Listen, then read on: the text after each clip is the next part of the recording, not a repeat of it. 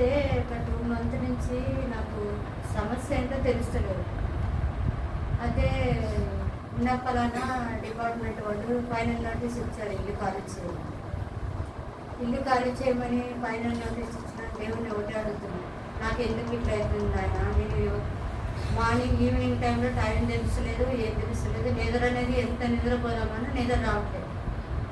నిద్ర రాకపోతే నేను చెప్పేసి మనం ఏం చేసిన ఫ్రైడే రోజు చర్చికి పోలేని పరిస్థితిలో ఉంది. నిరుత్సాహము, ఏదో ఆందోళన, నాకు తెలియకుండానే ఆందోళన ఉంటుంది. ఇంకా లాభం లేదు, ఇంకా నిద్ర రావట్లేదు అని చెప్పేసి మధ్యరాత్రి 2 o'clock నుంచి 4 వరకు కంటిన్యూగా బైబిల్ చదువుతూనే ఉండే. ఎస్ఏ గణం మళ్ళీ స్టార్ట్ చేసింది. ఇంకా నిద్ర రావట్లేదు, ఎలాగో పోయింది. నాకు ఇల్లు ఖాళీ చేయమంటున్నారు, నాకు ఏంటి సమస్య? ఇక నిద్ర రాకపోతే అని చెప్పేసి ఎస్ఏ గణం మొత్తం పూర్తి చేసింది. 2 o'clock నుంచి 4:30 వరకు.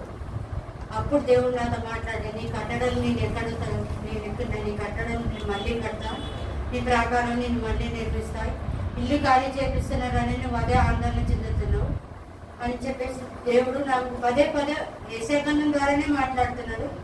కానీ నిన్న కూడా ఎక్కడే కానీ ఎస్ఆర్ నగర్లో కానీ సనత్ నగర్లో కానీ ఎక్కడ ఎత్తుకుతున్నా కానీ ఇంకా నాకు ఇల్లు దొరకట్లా. కానీ టైం ఏమో 11 days ఉంది. ఈ 11 daysలో నేను నాకు ఇల్లు దొరకదా అనేది అదే ఆందోళన ఉంటున్నా. కానీ నా ఆందోళన అనేది వాక్యం చదువుతున్నా, మాట్లాడుతున్నా, వాక్యం వింటున్నా, కానీ బయటికి ఎక్కడైనా అడుగుపెట్టి నడుచుకుంటూ పోతున్నా ఆందోళనే నాకు వెంటాడుతుంది. ఆందోళన నుంచి నేను సంపూర్ణంగా ఎదురు పొందాలని, నాకు ఎక్కడైనా మంచి ఇల్లు దొరకాలని మీ అందరూ ప్రేర్ చేయాలి.